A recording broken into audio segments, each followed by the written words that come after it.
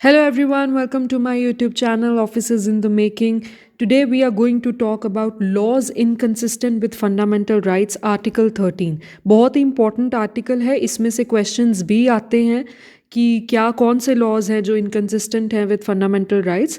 So शुरू करने से पहले I would like to tell you all कि आप पुरानी वीडियोस देखती रहिए और बाकी की जो आर्टिकल्स है उसको रिवाइज करें, फीचर्स रिवाइज करें ताकि आपको बाद में कोई प्रॉब्लम ना आए.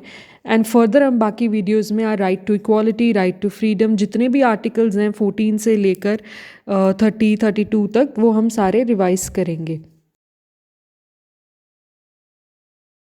So let's get started. Article 13 laws inconsistent with fundamental rights.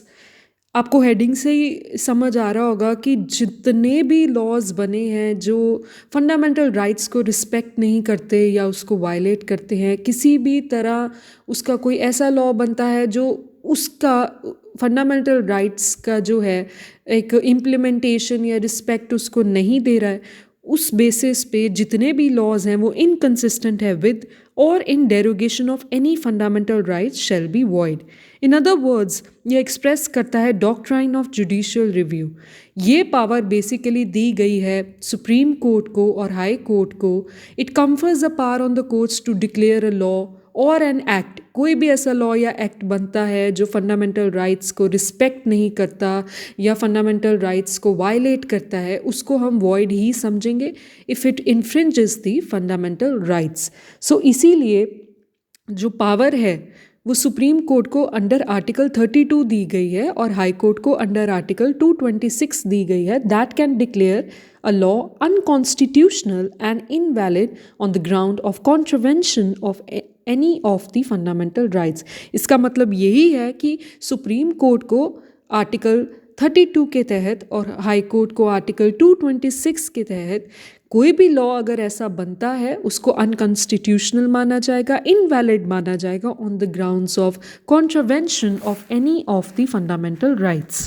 Contravention का मतलब ही यही है कोई भी ऐसी चीज़ करना जो लॉ और रूल फॉलो नहीं करता.